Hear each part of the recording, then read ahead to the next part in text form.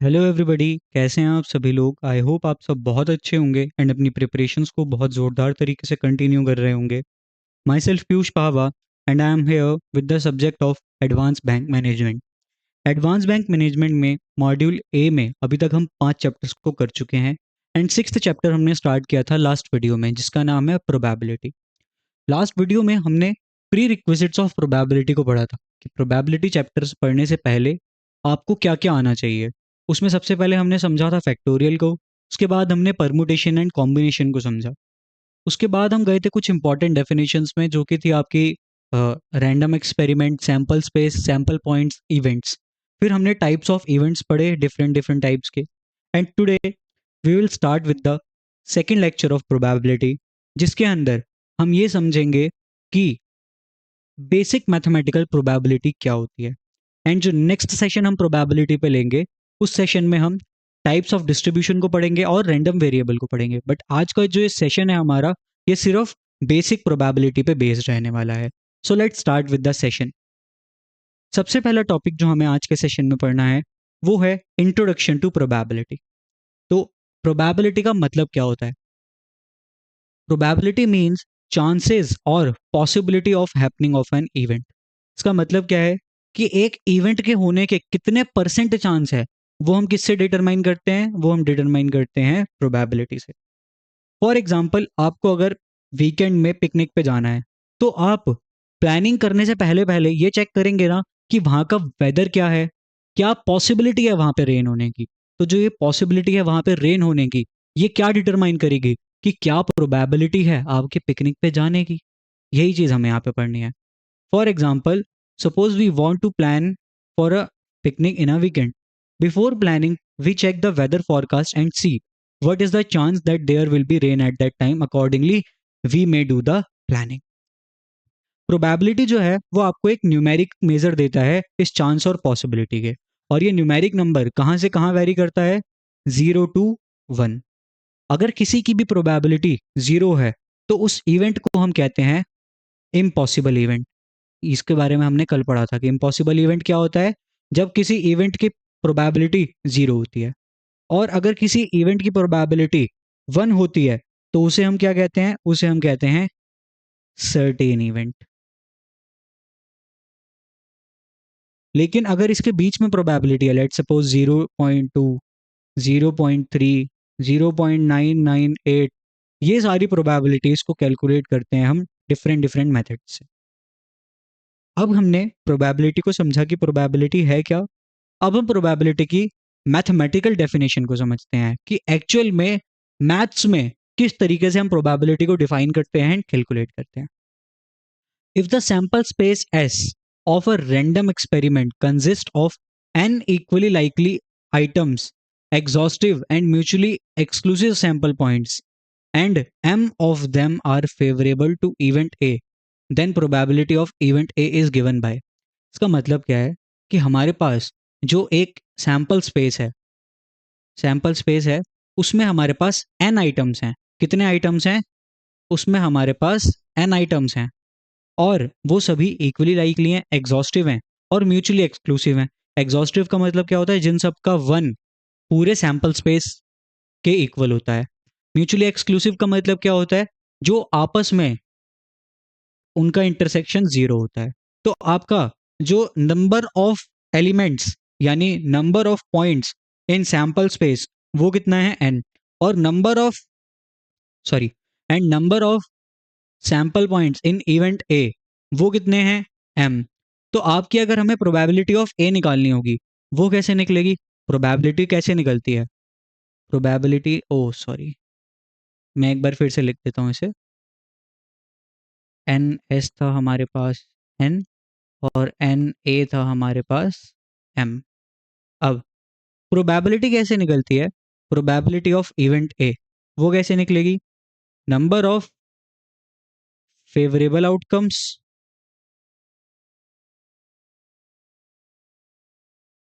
Divided by number of total outcomes. ये थोड़ा सा यहाँ पे मिस्टेक हो गई है, मैं इसे भी फिर से लिख देता हूँ।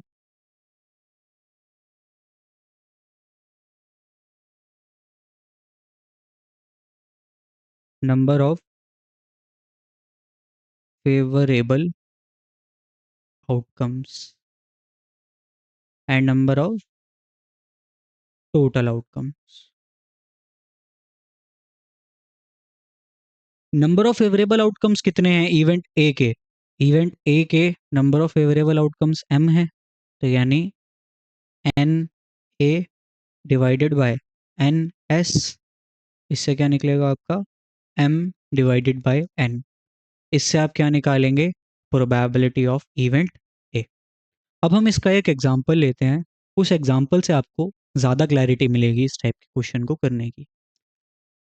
लेट सपोज हमने क्या किया, एक डाई को रोल किया। हमने क्या किया? रोल अ डाई। अब हमें ये निकालना है कि अगर हमने डाई को रोल किया, सॉरी, हमने दो डाई को रोल किया, इसे थोड़ा सा और ज़्यादा अच्छे से समझ लेते हैं ताकि रोल टू डाइस, हमने दो डाइस को रोल किया। अब हमें प्रोबेबिलिटी निकालनी है। फाइंड प्रोबेबिलिटी ऑफ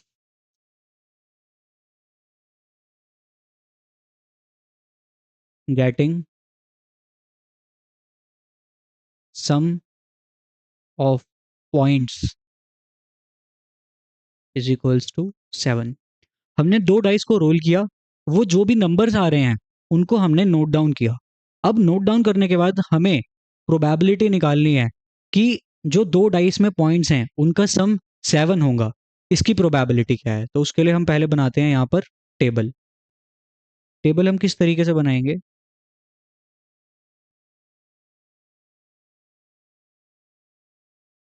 देखिए, पहला डाई होगा, उसमें 1 आएगा, 2 आएगा, 3 आएगा, 4 आएगा, 5 आएगा और 6 आएगा।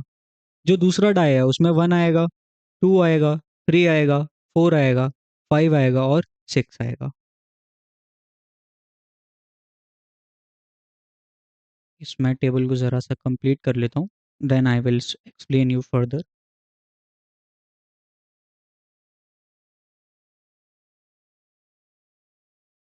ओके, तो देखिए, अगर हमारे पास पहला सेट क्या बनेगा? 1,1। दूसरा क्या बनेगा? 1,2। तीसरा बनेगा 1,3, 1,4, 1,5, 1,6। पहले डाई में 1 आ रहा है, दूसरे में एक बार 1 आया, 2 आया, 3 आया, 4 आया, 5 आया, 6 आया। इस तरीके से आप यहाँ पे अपना पूरा टेबल को कंप्लीट करेंगे। 2,1, 2,2, 2,3, 2,4, 2,5 एंड 2,6। उसके बाद आप 3,1, 3,2, 3,3, 3,4, 3,5, 3,6, 3, सॉरी, अब उसके बाद आएगा हमारे पास 4 से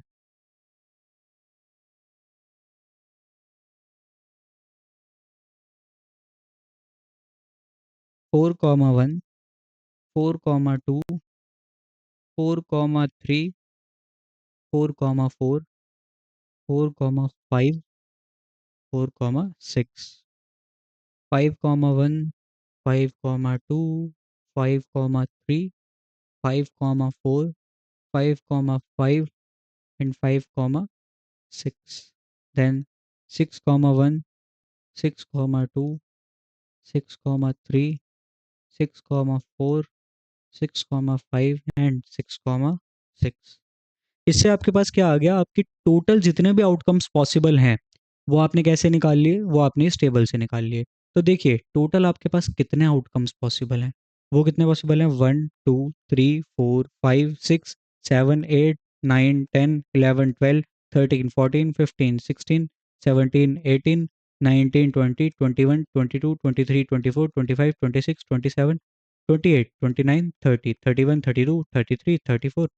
26। तो यानी आपके पास एन एस कितना बन गया? वो बन गया 36। इसको 36 को निकालने का मैं आपको एक शॉर्ट फॉर्मूला बताता हूँ। देखिए, अगर आप डाई को एक बार रोल करते हैं तो आपके पास टोटल कितने आउटकम्स आते हैं? 6 आते हैं। आपने डाई को कितनी बार रोल कर दिया? आपने डाई को 2 बार रोल कर दिया, तो आपके पास टोटल आउटकम्स कितने होंगे? 6 इंटू 6। अगर आपने 3 बार करा होता तब आपके पास टोटल आउटकम्स होते 6 × 6 × 6। इस शॉर्टकट का यूज़ करके अभी आप निकाल सकते हैं कि कितने टोटल आउटकम्स बनने चाहिए। ठीक है, अब हमें ये समझना है कि यहाँ पर वो आउटकम्स कौन से हैं जिनमें सम जो है हमारा 7 आ रहा है। तो देखिए, क्या 1 और 1 का सम 7 होता है? नहीं होता। क्या 1 और 3 का होता है? नहीं होता। 1 और 5 4 का होता है? नहीं। 1 और 5 नहीं। 1 और 6 का होता है क्या? यस। तो एक आउटकम ये आ गया। उसके बाद 2 वाले हम उसमें जाएंगे, कॉलम में जाएंगे, तो यहाँ पर 2, 5 का सम 7 होता है। 3 में 3, 4 का सम जो है वो हमारा 7 आएगा। 4 में 4, 3 का सम है वो 7 आएगा। 5 में 5, 2 का सम 7 आएगा और 6 में 6, 1 का सम 7 आएगा। तो ये कितने टोटल फेवरेबल आउटकम्स हो गए हमारे पास?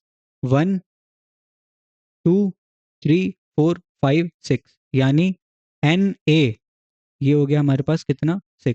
तो प्रोबेबिलिटी ऑफ ए कैसे निकलेगी? 6/36। तो आपके पास प्रोबेबिलिटी आएगी 1/6, जिसे अगर आप सॉल्व करेंगे तो डेसिमल में आंसर आ जाएगा। तो 1/6 होता है आपके पास 0.167।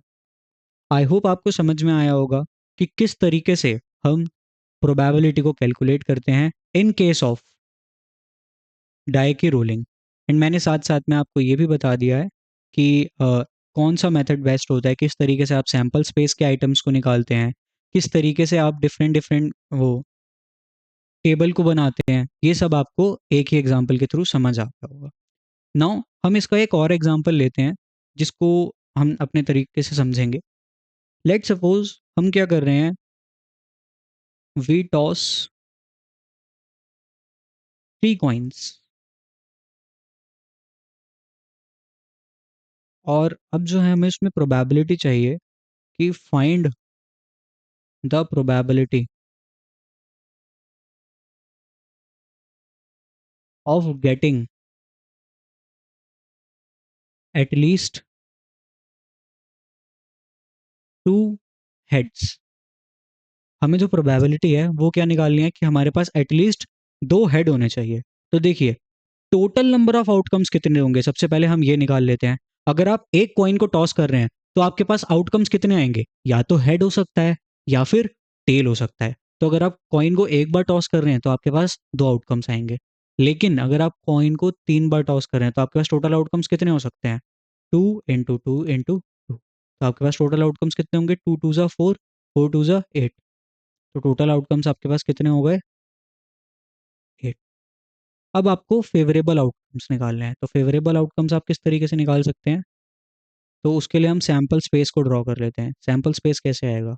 या तो तीनों में एच है, तीनों बार हेड है, या फिर पहले 2 बार हेड आया फिर टेल आया, या फिर पहले हेड आया फिर टेल आया फिर हेड आया, या फिर पहले टेल आया उसके बाद 2 बार हेड आए। या फिर ये केस बन सकता है आपका कि पहले टेल आया फिर हेड आया फिर टेल आया। या फिर आपका केस बन सकता है टेल आया फिर हेड आया। या आपका केस बन सकता है हेड आया और उसके बाद 2 टेल्स आए, या फिर आपके तीनों बार टेल आए। ये आपका बन गया क्या? Sample space. इससे भी अगर आप काउंट करेंगे तो आपके पास जो NS है, यानी number of elements in sample space, वो तो 8 ही आएगा।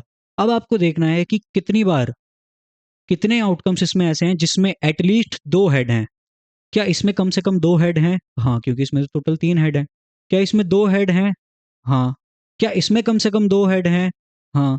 क्या इसमें कम से कम 2 हेड हैं? हाँ। तो आपके पास NA वो कितना आ जाएगा? वो आ जाएगा आपके पास 4। तो प्रोबेबिलिटी ऑफ ए कैसे निकलेगी? 4/8, जो कि होता है 1/2। उसे आप सॉल्व करेंगे तो डेसिमल में आंसर आ जाएगा 0.50। आई होप आपको समझ में आया होगा कि किस तरीके से हम प्रोबेबिलिटी को फाइंड कर सकते हैं। अब मैं आपको एक क्वेश्चन देता हूँ जिसका आंसर आपको कमेंट बॉक्स में लिखना होगा। तो उसके लिए मैं आपके लिए यहाँ पे एक क्वेश्चन ऐड कर देता हूँ। इस क्वेश्चन का आप सॉल्यूशन करेंगे एंड उसे कमेंट सेक्शन में लिखेंगे। क्वेश्चन हमारे पास ये है कि we have 4 coins,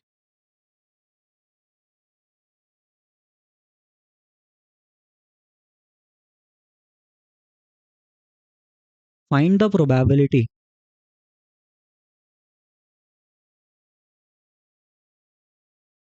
of getting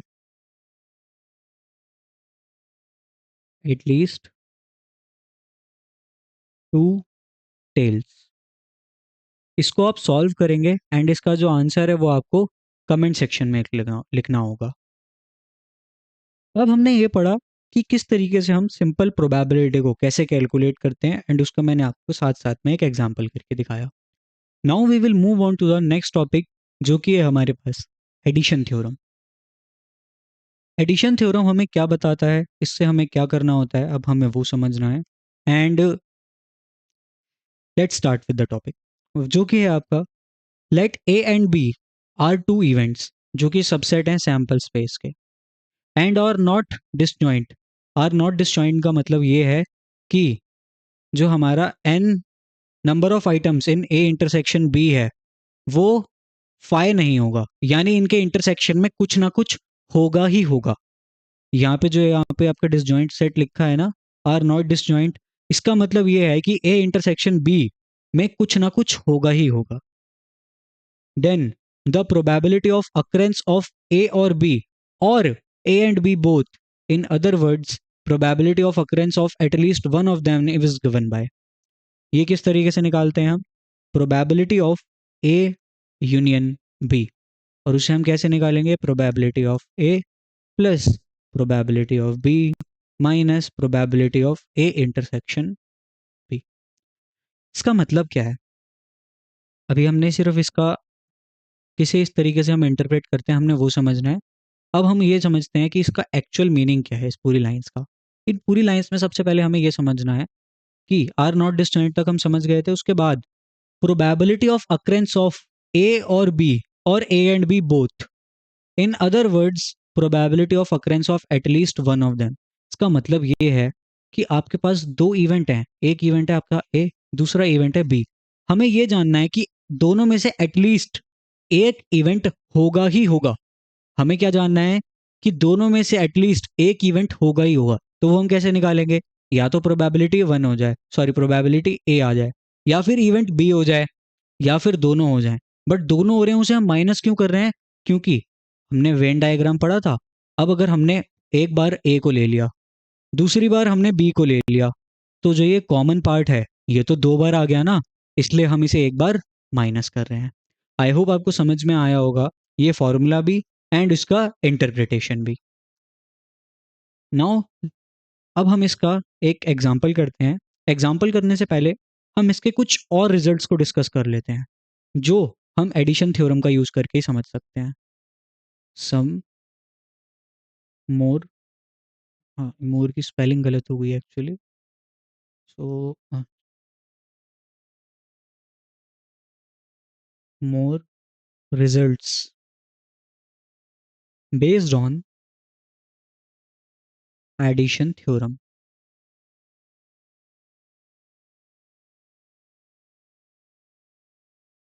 तो जो पहला रिजल्ट इस पे बेस्ड होता है वो ये होता है कि अगर मान लेते हैं जो हमारे सेट हैं आपस में वो डिसजॉइंट है। डिसजॉइंट सेट का मतलब क्या है कि उनके बीच में कुछ कॉमन ही नहीं है। अगर उनके बीच में कुछ कॉमन नहीं है तो probability of A intersection B ये तो जीरो बन जाएगा। उस केस में आपका probability of A union B क्या होगा, वो हो जाएगा probability of A plus probability of B. ये किस केस में होगा, ये होगा आपका उस केस में when A and B are mutually exclusive. Mutually exclusive का मतलब क्या है कि उनके बीच में कुछ कॉमन नहीं है, और अगर उनके बीच में कुछ कॉमन नहीं है तो उससे क्या आ जाएगा हमारे पास, उनका इंटरसेक्शन जीरो आ जाएगा, और इंटरसेक्शन जीरो आ जाएगा तो इसका sum probability of A plus probability of B हो जाएगा। सेकेंड रिजल्ट जो हमें पढ़ना है वो ये है कि लेट सपोज हमारे पास दो की जगह तीन, सॉरी लेट सपोज हमारे पास दो की जगह तीन इवेंट है। उस केस में हमें कैसे निकालना होगा, अगर एडिशन थ्योरम को लगाना है उस केस में हम लगाएंगे probability of A union B union C. वो हम कैसे लिखाएंगे, probability of A plus probability of B plus probability of C minus probability of A intersection B minus probability of B intersection C minus probability of A intersection C and plus probability of A intersection B intersection सी।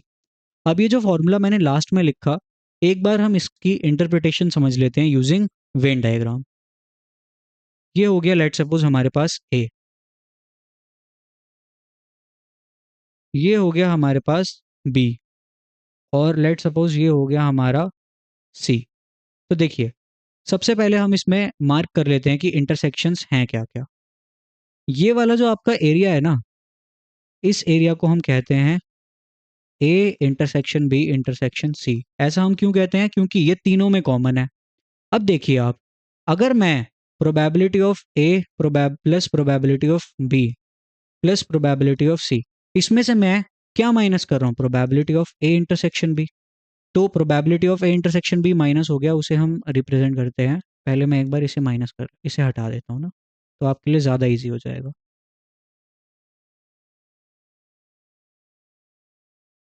देखिए, हम क्या पहले minus कर रहे हैं? हम probability of A intersection B को minus कर रहे हैं। तो ए और बी का कॉमन पार्ट क्या है? ए और बी का कॉमन पार्ट है ये वाला। आपको आई गेस ये दिख नहीं रहा होगा, हाइलाइटर मैं पेन से ही मार्क कर देता हूँ। तो ये वाला जो पार्ट है, हमने ये कर दिया है माइनस।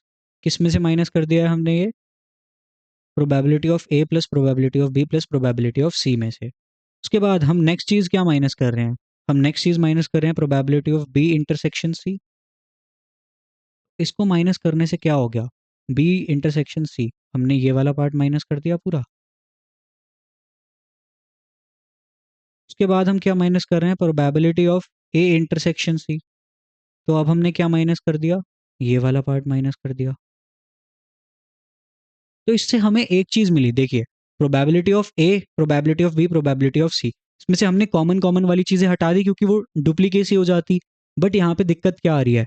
जो ये तीनों में था ना, ये जो पार्ट था ये तीनों में कॉमन था, और ये 3 बार माइनस हो गया। अगर ये पार्ट 3 बार माइनस हुआ है, तो क्या वो हमारी प्रोबेबिलिटी में आ रहा होगा? नहीं आ रहा होगा। इसलिए हम लास्ट में क्या ऐड कर रहे हैं? Probability of A intersection B intersection सी।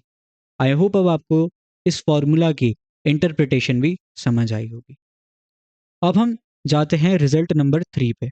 हम कुछ इंपॉर्टेंट रिजल्ट्स पढ़ रहे थे, अब हम उसमें जाते हैं रिजल्ट नंबर 3 पे। Just give me a second please.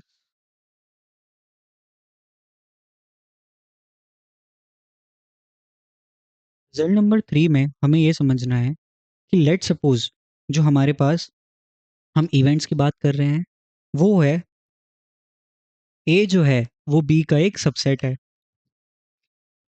I am sorry. Okay, हम क्या बात कर रहे थे कि ए जो है वो बी का एक सबसेट है। उस केस में क्या होगा? जो प्रोबेबिलिटी ऑफ ए निकलेगी हमारी, क्या निकलेगी? जो प्रोबेबिलिटी ऑफ ए निकलेगी वो क्या होगी? वो होगी, just a second, probability of A होगी लेस देन और इक्वल्स टू, ये पेन इसको ले नहीं रहा, सो मैं एक बार फिर से ट्राई करता हूँ। अगर ए जो है वो सबसेट है किसका? बी का, तो हमारे पास प्रोबेबिलिटी ऑफ ए जो होगी वो लेस देन और इक्वल टू होगी प्रोबेबिलिटी ऑफ बी के। इसका मतलब क्या है? कि देखिए, ये है हमारे पास बी, इसके अंदर बैठा है ए, यही हमने इंटरप्रिटेशन निकाला था किसका? ए इज सबसेट ऑफ बी का, यही इंटरप्रिटेशन निकाला था। तो अगर प्रोबेबिलिटी ऑफ ए ये है, तो प्रोबेबिलिटी ऑफ बी इससे ज़्यादा ही होगी ऑब्वियसली। बट हमने एक चीज़ और पढ़ी थी कि अगर ये इस तरीके का सबसेट है, इस तरीके के सबसेट में क्या होता है? जो आपके आइटम्स ए में होते हैं, जो आपके ऑब्जर्वेशंस ए में होते हैं, वही सेम ऑब्जर्वेशंस आपके बी में हैं। तो इस केस में ये क्या होता है आपका? A is a improper subset of B, यानी A is equals to and subset of B. तो इस केस में यहाँ पे आपकी प्रोबेबिलिटी इक्वल भी निकल सकती है। आई होप आपको इस फॉर्मूला का इंटरप्रिटेशन भी समझ में आया होगा। Now we will move on to the fourth result. And fourth result आपका क्या है? कि अगर हमें निकालनी है probability of non occurrence of A and B, अगर हमें क्या निकालनी है? Probability of non occurrence of event A and B. वो हम कैसे निकालेंगे? वो हम निकालेंगे probability of A complement intersection B complement. और ये कैसे आएगा आपका? 1 - probability of A union B. इसका मतलब क्या है? ए कॉम्प्लीमेंट का मतलब क्या था? ए को छोड़ के सब कुछ। और बी कॉम्प्लीमेंट का मतलब क्या है? बी को छोड़ के सब कुछ। अगर ए को छोड़ के सब कुछ और बी को छोड़ के सब कुछ, इसका हम कॉमन निकालेंगे तो ए और बी तो चले गए। अगर हम कह रहे हैं ए को छोड़ के सब कुछ, बी को छोड़ के सब कुछ, तो अगर हम इन दोनों का कॉमन निकाल रहे हैं तो ए भी चला गया आपका और बी भी चला गया। और यही तो हमें निकालना है कि ए और बी इवेंट नहीं हो रहे हैं। वो कैसे निकलेगी? Probability of A intersection, sorry, probability of A complement intersection B complement. And वो आपका कैसे आएगा? वो आएगा आपका 1 - probability of A union B. अब हमने 1 से क्यों माइनस किया है? क्योंकि मैक्सिमम प्रोबेबिलिटी तो 1 होती है। अगर हम 1 में से इस ए और बी हो रहे हैं, इसकी प्रोबेबिलिटी को माइनस कर देंगे तो हमारे पास किसकी प्रोबेबिलिटी हो जाएगी? कि ए और बी नहीं हो रहे हैं। आई होप आपको ये रिजल्ट भी समझ आया होगा। Now we will move on to the fifth result. And fifth result आपका क्या है? कि अगर आपको निकालना है probability of B intersection A complement. इसका मतलब क्या है? Probability of B intersection A complement, इसका मतलब ये है, आप जानना चाहते हैं कि ए नहीं हो रहा है लेकिन बी हो रहा है, ए नहीं हो रहा है लेकिन बी हो रहा है, और इनके बीच में कॉमन क्या है? इसका मतलब क्या है? इसका मतलब है कि आपको ये निकालना है कि सिर्फ बी होगा, सिर्फ बी होगा, ए का कोई पार्ट नहीं होना चाहिए। इसे हम अगर इस तरीके से समझें वेन डायग्राम से, तो वेन डायग्राम का मतलब क्या है? ये आपका बी हो गया पूरा, ये हो गया आपका बी और ये हो गया ए। वेन डायग्राम को मैं एक बार थोड़ा सा सही तरीके से बना देता हूँ।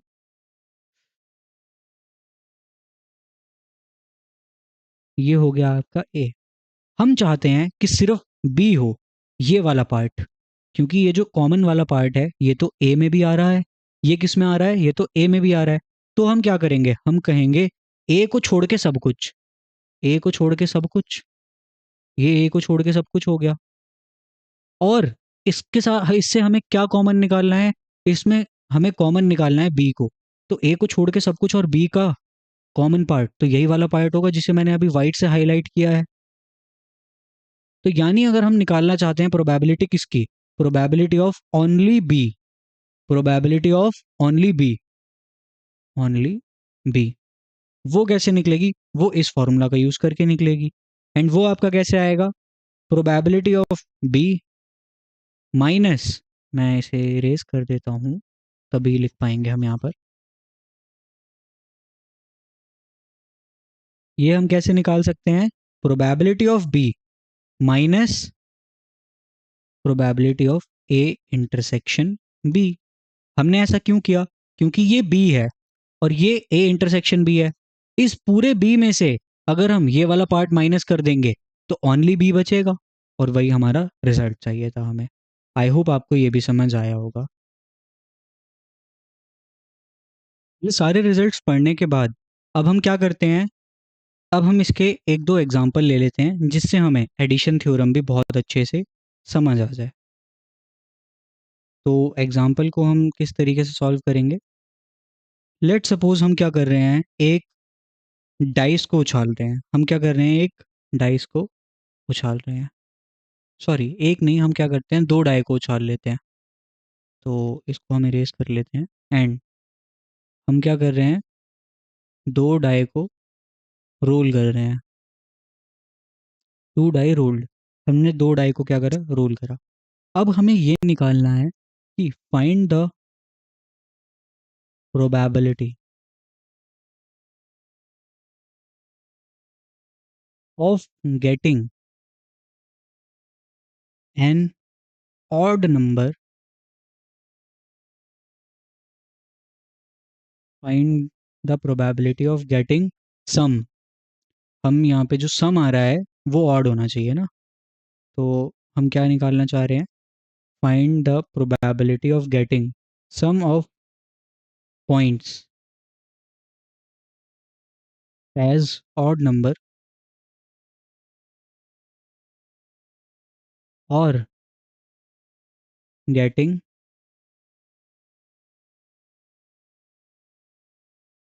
some divisible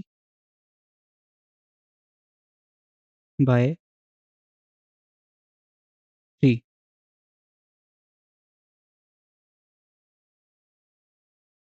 अब हम क्या करेंगे, पहले हम जैसा हमने पिछली बार किया था वैसे ही हम यहाँ पे पहले टेबल बनाएंगे हमारी इस केस में।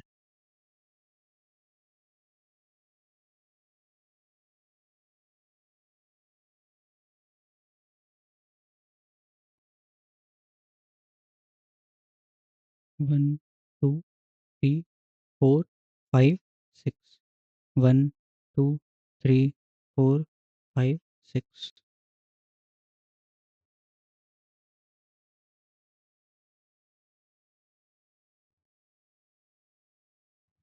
अब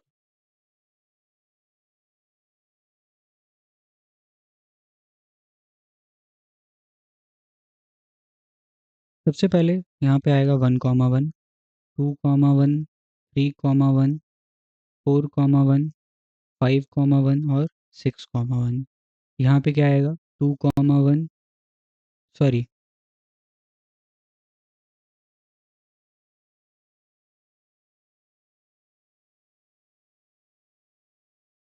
यहाँ पे क्या आएगा 1,2, 2,2, 3,2, 4,2, 5,2 और 6,2। यहाँ पे आएगा आपका 1,3, 2,3, 3,3, 4,3, 5,3 एंड 6,3। उसके बाद आएगा आपका 1,4, 2,4, 3,4, 4,4, 5,4 एंड 6,4। उसके बाद आएगा आपका 1,5, 2,5, 3,5, 4,5, 5,5 एंड 6,5। 1,6, 2,6, 3,6, 4,6, 5,6 एंड 6,6। सबसे पहले आप क्या निकालेंगे, लेट सपोज जो हमारा probability of getting an odd number है इसको हम मान लेते हैं इवेंट ए। इसे हम क्या मान लेते हैं इवेंट ए। तो एन ए हमें निकालना है सबसे पहले कि सम जो है वो ऑड आएगा। तो देखिए 1 और 1 का सम कितना होगा 2, 2 तो एक इवन नंबर है। 1 और 2 का सम कितना होगा 3, 3 एक ऑड नंबर है। 1 और 3 का नंबर आएगा, 1 और 3 का सम कितना आएगा 4, वो तो एक ऑड है। 1 और 4 का सम कितना आएगा 5, वो एक ऑड नंबर है। 1 और 5 का वो सम कितना आएगा 6, वो एक इवन नंबर है। 1 और 6 का कितना आएगा, 1 और 6 का आएगा आपका 7, जो कि है आपका एक ऑड नंबर।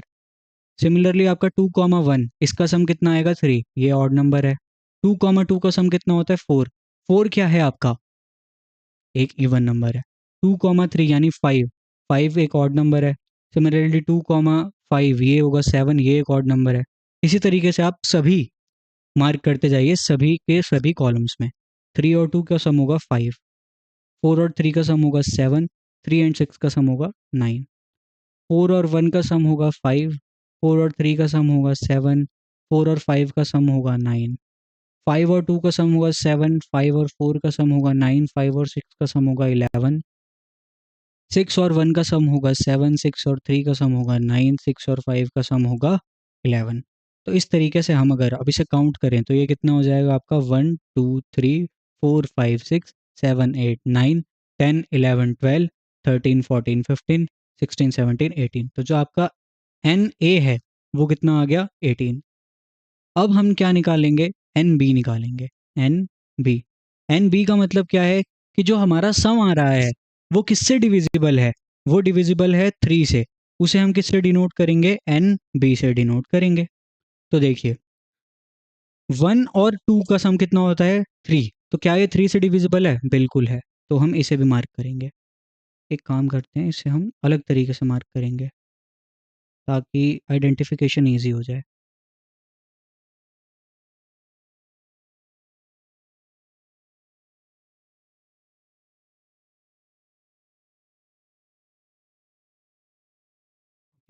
तो देखिए ये आपके पास कितना हो गया, ये 1 और 3 का सम होता है 4, क्या 4 3 से डिवाइड होता है? नहीं। 1 और 4 का सम कितना होता है? 5, क्या वो 3 से डिवाइड होता है? नहीं। 1 और 5 का सम कितना होता है? 6, क्या वो 3 से डिवाइड होता है? हाँ। तो आप इसे भी मार्क कर लेंगे। 1 और 6 का सम कितना होता है? 7, क्या वो 3 से डिवाइड होगा? नहीं। 2 और 1 का सम कितना होता है? 3, क्या वो 3 से डिवाइड होगा? यस। 2 और 2 का सम कितना होता है? 4, क्या वो 3 से डिवाइड होगा? नहीं। 2 और 3 का सम कितना होता है? 5, क्या वो 3 से डिवाइड होगा? नहीं। 2 और 4 का सम कितना होता है? 6, क्या वो 3 से डिवाइड होगा? यस। तो आप इसे भी मार्क कर लीजिए। 2 और 5 का सम कितना होता है? 7, वो डिवाइड होगा? नहीं। 2 और 6 का सम कितना होता है? 8, वो 3 से डिवाइड होगा? नहीं। 3 और 1 का सम कितना होता है? 4, वो भी नहीं होगा। 3 और 2 का सम कितना होता है? 5, वो भी नहीं होगा। 3 और 3 का सम कितना होता है? 6, वो हो जाएगा। 3 और 4 का सम कितना होता है? 7, वो नहीं होगा। 3 और 5 का सम कितना होता है? 8, वो भी नहीं होगा। 3 और 6 का सम कितना होता है? 9, वो हो जाएगा। 4, 1 का सम होगा 5, नहीं होगा। 4, 2 का सम होता है 6, 6 3 से डिवाइड हो जाएगा। 4, 3 होगा 7, उसको वो भी डिवाइड नहीं होगा। 4, 4 हो जाएगा आपका 8, वो भी नहीं होगा। 4, 5 ये आपका क्या बनेगा? 9, ये हो जाएगा। 4, 6 ये आपका बनेगा 10, ये नहीं होगा। 5, 1 बनेगा 6, ये हो जाएगा। 5, 2 7, ये नहीं होगा। 5, 3 8, नहीं होगा। 5, 4 ये कितना होगा? 9, ये हो जाएगा। 5, 5 कितना होगा? 10, नहीं होगा। 5, 6 होगा 11, ये भी नहीं होगा। 6, 1 7, नहीं होगा। 6, 2 8 होता है, नहीं होगा। 6, 3 कितना होता है आपके पास? ये होता है 9, ये हो जाएगा। 6, 4 कितना होता है? 6, 4 होता है आपके पास 10, नहीं होगा। 6, 5 कितना होता है? 11, ये भी नहीं होगा। 6, 6 कितना होता है? 12, ये भी 3 से डिवाइड हो जाएगा। तो 3 से डिवाइड होने वाले टोटल हमारे पास कितने हैं, यानी एन बी कितने हैं? 1 2 3 4 5 6 7 8 9 10 11 12। एन बी हमारे पास कितने हैं? 12। अब एन ए इंटरसेक्शन बी वो कितने हैं, वो हमें निकालना है। वो कौन से होंगे? जिसमें ये लाइन भी है और ये सर्कल भी है। वो कितने हैं हमारे पास? वो हैं हमारे पास, एक तो ये हो गया 1 2 3 4 5 और 6। ये कितने हो गए आपके पास? 6। तो अगर आपको निकालनी है क्या, probability of A union B, कि या तो ए है या बी है। ए और बी की प्रोबेबिलिटी कैसे निकलती है? ए और बी की प्रोबेबिलिटी निकलती है ए यूनियन बी से। तो वो क्या होगा आपका?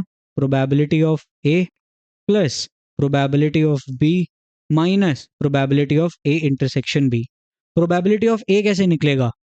N A divided by N S plus probability of B कैसे निकलेगा? N B divided by N S. ये कैसे निकलेगा? N A intersection B divided by N S. Denominator इनका कॉमन है, तो हम डायरेक्टली से ए की ले सकते हैं, यानी n A plus n B minus n A intersection B whole divided by N S. अब एन एस हमारा क्या होगा? एन एस होगा, देखिए डाई को अगर हम एक बार रोल करते हैं तो हमारे पास कितने आउटकम्स आते हैं? 6। तो अगर हम इसे कितनी बार रोल करेंगे? 2 बार, तो कितने आएंगे? एन एस हो जाएगा आपका 6 × 6 जो कि होता है 36। अब हम इन वैल्यूज़ को यहाँ पे पुट कर देंगे, तो हमारे पास आंसर क्या आएगा? 18 + 12 - 6 डिवाइडेड बाय 36। ये होता है आपका 24 डिवाइडेड बाय 36। इसे अगर आप कैलकुलेटर पे सॉल्व करेंगे तो ये आपको देगा 0.67। आई होप आपको समझ में आया होगा कि किस तरीके से हम एडिशन थ्योरम को समझते हैं एंड उसे इम्प्लीमेंट करते हैं। अब हम चलते हैं अपने नेक्स्ट टॉपिक की तरफ, जो कि है हमारा कंडीशनल प्रोबेबिलिटी। कंडीशनल प्रोबेबिलिटी हमें क्या बताती है, सबसे पहले हमें वो समझना होगा। तो देखिए, conditional probability of a event A is probability that event will occur given the knowledge that event B has already occurred. इसका मतलब ये है कि हमें निकालनी है प्रोबेबिलिटी ऑफ इवेंट ए, लेकिन हमें दिया ये गया है कि जो इवेंट बी है वो ऑलरेडी हो चुका है। हमें निकालनी है प्रोबेबिलिटी ऑफ इवेंट ए, जबकि इवेंट बी ऑलरेडी हो चुका है। इसका मतलब क्या है? Probability of A by B already हो चुका है और आपको निकालनी है उसके बाद प्रोबेबिलिटी ऑफ ए।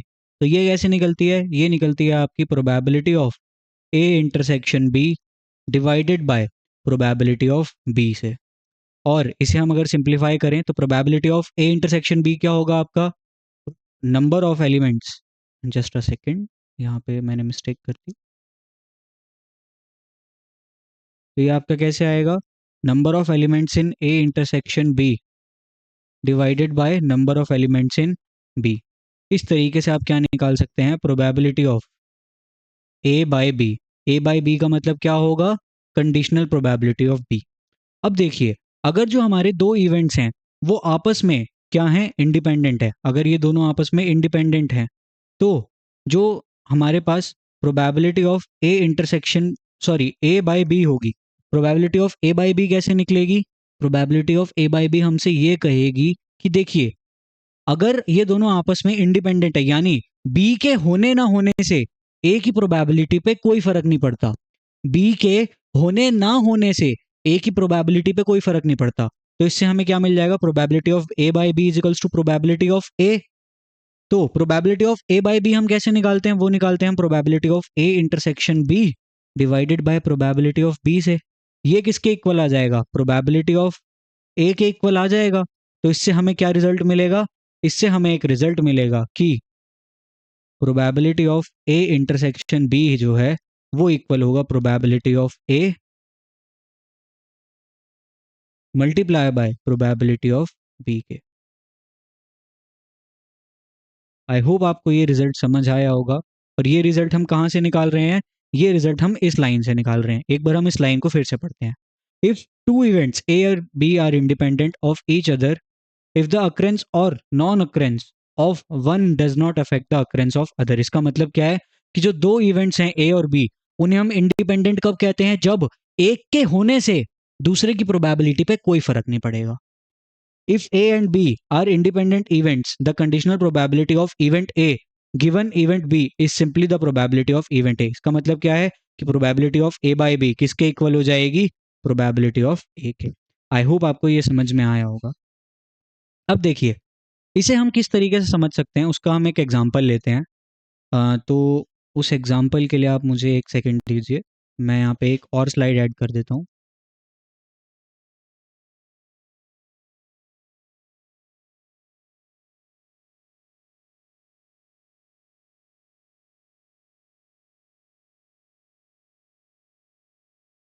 ओके, तो जो हमारे पास एग्जाम्पल है वो एग्जाम्पल ये है कि we have a deck of cards. देखिए, हमारे पास कार्ड्स का एक गेम होता है जिसमें हमारे पास क्या होते हैं? टोटल 52 कार्ड्स होते हैं। एक बार मैं आपको इस कार्ड्स की जो है वो समझा देता हूँ, डिफरेंट डिफरेंट टाइप्स के। ऐसा क्यों होता है? क्योंकि ये फिर कार्ड्स वाले क्वेश्चन आपके एग्जाम में बहुत बन सकते हैं। तो एक बार हम प्लीज इसे समझ लेते हैं। आपके ये कैटेगराइज होते हैं दो पार्ट्स में। सबसे पहले होते हैं आपके रेड कार्ड्स एंड दूसरे होते हैं आपके ब्लैक कार्ड्स। ठीक है, रेड कार्ड में भी आपके दो फर्दर क्लासिफिकेशन होते हैं और ब्लैक कार्ड्स में भी आपके दो फर्दर क्लासिफिकेशन होते हैं। जो आपके रेड कार्ड्स का क्लासिफिकेशन होता है, रेड कार्ड्स के हमारे जो दो क्लासिफिकेशन है उसमें पहला होता है आपका हर्ट और दूसरा होता है आपका डायमंड। जो आपके ब्लैक कार्ड्स होते हैं, ब्लैक कार्ड्स में एक होता है आपका स्पेड और दूसरा होता है आपका क्लब। ठीक है, अब इसमें हमें ये समझना है टोटल 52 कार्ड्स थे, उसमें से 26 रेड कार्ड्स हैं और 26 ब्लैक कार्ड्स हैं। उस अब 26 ब्लैक आपके रेड कार्ड्स हैं, उसमें से 13 हार्ट के हैं और 13 डायमंड के हैं। सिमिलरली आपके 13 स्पेड के हैं और 13 क्लब के हैं। अब ये जो आपके चारों आपके डिफरेंट डिफरेंट टाइप्स के कार्ड्स हैं, हार्ट, डायमंड, स्पेड और क्लब, इसमें नंबरिंग होती है। नंबरिंग किस तरीके से होती है आपकी? वो होती है आपके पास 1 से लेकर 10 तक की नंबरिंग। आपके पास 2 से लेकर 10 तक की नंबरिंग होती है। उसके बाद आपके पास चार और कार्ड्स होते हैं। एक होता है आपका ए कार्ड, दूसरा होता है आपका किंग, तीसरा होता है आपका क्वीन, और एक आपके पास कार्ड और होता है जैक। क्वीन, किंग, और एक होता है आपके पास ए। ये आपके 2 से लेकर 10 तक कितने नंबर हो गए? 9, और 10 हो गया आपका ए, 11 हो गया किंग, 12 हो गया आपका क्वीन, और 13 हो गया आपका जैक। तो देखिए, ये 13 कार्ड्स आपके हर्ट के भी होंगे, ये 13 कार्ड्स आपके डायमंड के भी होंगे, ये 13 कार्ड्स आपके स्पेड के भी होंगे, एंड ये 13 कार्ड्स आपके किसके होंगे? क्लब के भी होंगे। तो ये हमने क्या समझा यहाँ पर? ये हमने समझा कि किस तरीके से हमारी कार्ड्स की डिस्ट्रीब्यूशन होती है। ठीक है, अब हम इस इंफॉर्मेशन के बाद क्या समझेंगे? इस इंफॉर्मेशन के बाद हम एक एग्जाम्पल लेंगे, जिसके बेसिस पे हम क्या समझने वाले हैं? कंडीशनल प्रोबेबिलिटी समझने वाले हैं। So let's take an example. Example ये है हमारे पास कि we have a deck of 52 cards. 52 cards. Find the probability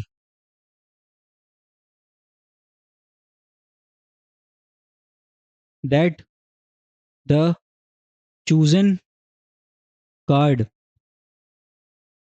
is king if it has black color।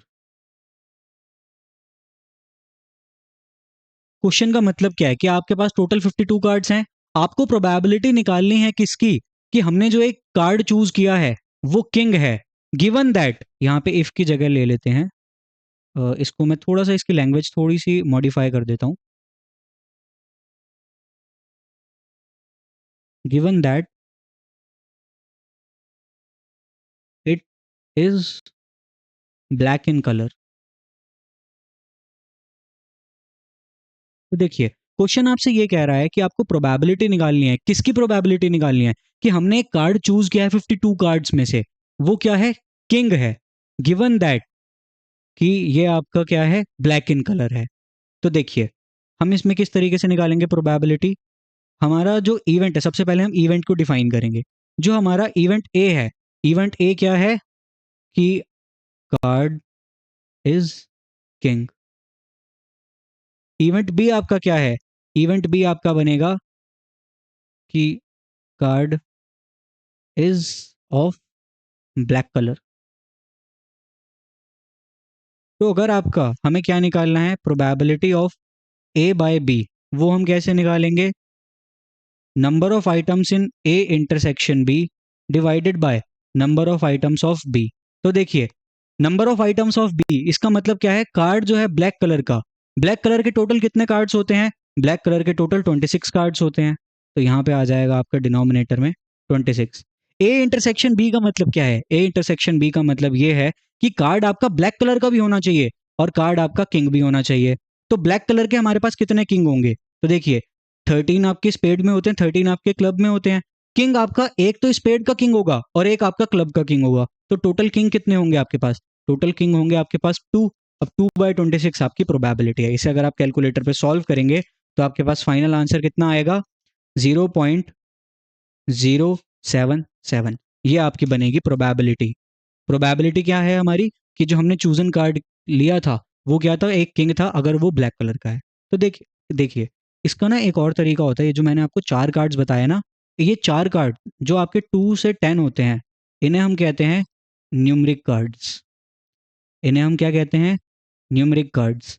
और जो आपके ये ए, किंग, क्वीन और जैक हैं, इन्हें हम कहते हैं फेस कार्ड्स। इन्हें हम क्या कहते हैं? Face cards. ठीक है, अब मैं आपको एक और क्वेश्चन दे देता हूं, जिस क्वेश्चन का आपको सॉल्यूशन कमेंट सेक्शन में लिखना होगा। एंड वो आपका क्वेश्चन इस तरीके से है कि हमारे पास टोटल 52 कार्ड्स हैं। फाइंड द प्रोबेबिलिटी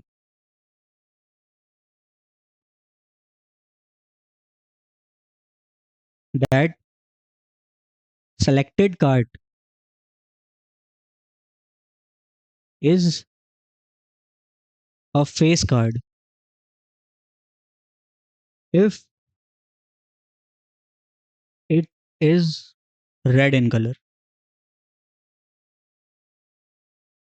तो इसका आपको सॉल्यूशन करना है, एंड उस सॉल्यूशन को आपको किस में लिखना है? कमेंट सेक्शन में। आई होप आपको इससे समझ आया होगा कि कंडीशनल प्रोबेबिलिटी हम किस तरीके से सॉल्व कर सकते हैं। Now let's move on to the next topic, जो कि है आपकी मल्टीप्लिकेशन थ्योरम। जो कि क्या है आपकी मल्टीप्लिकेशन थ्योरम। तो देखिए, मल्टीप्लिकेशन थ्योरम आपसे क्या कहती है कि अगर ए और बी जो हमारे दो इवेंट हैं और वो सैंपल स्पेस से एसोसिएटेड हैं एक एक्सपेरिमेंट के साथ, तो जो प्रोबेबिलिटी होगी of simultaneous occurrence of event A and event B, वो किस तरीके से दी जाएगी? वो आपकी दी जाएगी, देखिए अभी हमने क्या समझा, probability of A by B वो कैसे निकलती है, probability of A intersection B divided by probability of B से। तो अब हमसे क्वेश्चन कह रहा है कि the probability of simultaneous occurrence of event A and event B. Simultaneous occurrence of event A और इवेंट बी का मतलब क्या है कि हमें निकालनी है probability of A intersection B. वो कैसे निकलेगी? अगर आप इसे लेफ्ट हैंड साइड भेज दें तो ये मल्टीप्लाई हो जाएगा। तो ये कैसे आएगा, probability of A by B multiply by probability of B. Similarly अगर आप फॉर्मूला ये ना लगाते, अगर आप फॉर्मूला ऐसे लगाते कि probability of B by A, इसमें आपका क्या आएगा, probability of A intersection B divided by probability of B. तो अगर आप इसमें इसे इधर भेजेंगे तो आपके पास दूसरा फॉर्मूला क्या बनेगा, probability of A intersection B is equals to probability of B by A multiply by probability of A. यहाँ पर बी नहीं आएगा, यहाँ पर ए आएगा।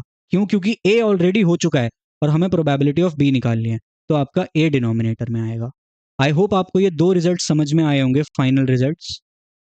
और यही होती है हमारी क्या, मल्टीप्लिकेशन थ्योरम। एंड इसी मल्टीप्लिकेशन थ्योरम के एंड के साथ साथ आज का ये जो सेशन है वो यहीं एंड होता है।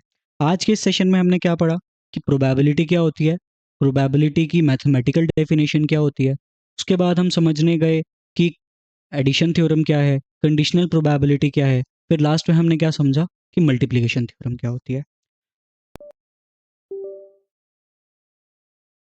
आई गेस कुछ वॉइस में इशू था। तो नेक्स्ट सेशन से हम क्या करने वाले हैं, हम पढ़ेंगे रैंडम वेरिएबल को एंड टाइप्स ऑफ डिस्ट्रीब्यूशन को, जिसमें हम पढ़ेंगे binomial distribution, normal distribution and Poisson distribution.